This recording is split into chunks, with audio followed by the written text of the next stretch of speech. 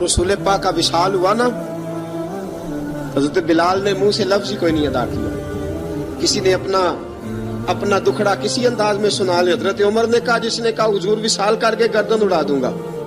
حضرت عثمان غنی نے کہا، خبردار کوئی مجھے آ کے نہ بتائے کہ مصطفیٰ وصال کر گئے. حضرت علی المرتضیٰ رضی اللہ تعالیٰ عنہ نے فرمایا، نہ بھائی میرے مصطفیٰ پر تو موت آتی ہی نہیں جس طرح آپ لوگوں پہ. سب لوگوں نے اپنے اپنے اظہار کر لیے نا، بلال نے کسی کو دکھ بتایا ہی نہیں. ایک کونے میں بیٹھ کے نا حضرت بلال اکیلے آنسو بہاتے رہے، کسی کو بتایا ہی نہیں، اکیلے روئے. ایک شخص کہنے لگا، یار بلال بولتا نہیں. کہا نہ بلاؤ اسے. عصر کی نماز کا وقت ہوا نا تو وہ بلال جو کعبے کی چھت پہ بغیر سیڑھیوں کے چڑھ گیا تھا، وہ بلال جو کعبے کی چھت پہ بغیر کسی سہارے کے چڑھ گیا تھا، اس بلال کو کہا کہ بلال چڑھ ذرا، آذان پڑھ، مسجد کی چھت پہ چڑھ جا. حضرت بلال کئی بار چڑھے اور کئی بار گرے، کئی بار چڑھے اور کئی بار گرے. حضرت بلال حبشی رضی اللہ تعالیٰ نے آواز دی، کہا سلمان میری مدد کرنا، میری مدد کرنا. اب مجھ سے چڑھا نہیں جاتا، اب مجھ سے جایا نہیں جاتا. جناب سلمان فارسی نے بھی سوال نہیں پوچھا کہ بلال تو بیمار ہے، یہ نہیں پوچھا. حضرت بلال کو دو چار صحابہ نے اٹھایا، چھت پہ پہنچایا. بلال نے اذان شروع کی.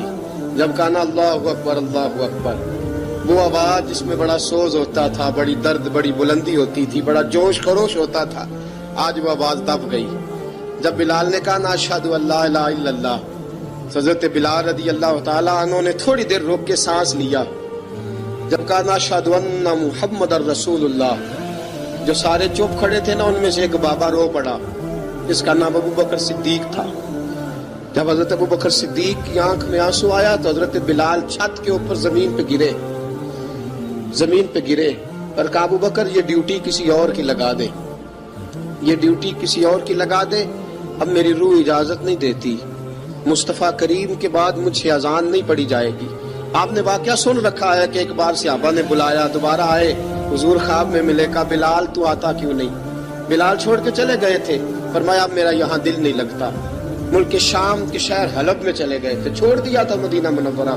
اب میری نگاہوں میں جچتا نہیں کوئی، جیسے میرے محبوب ہیں ایسا نہیں کوئی.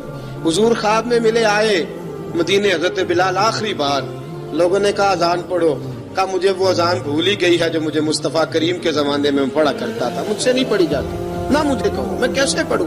امام حسن اور حسین نے آ کے دامن تھاما نا تو کہا بیٹا میں تمہاری نانی کا بھی نوکر رہا ہوں، میں تمہاری ماں کی چکی بھی پیستا رہا ہوں، مجھ سے کوئی فرمائش نہ کر ڈالنا. میں نے نوکری کی ہے اور مجھے اگر اللہ نے توفیق دی تو میں تمہارے بچوں کے پیر بھی دھویا کروں گا. لیکن امام حسن رضی اللہ تعالیٰ عنہ نے فرمایا بلال ایک بار تو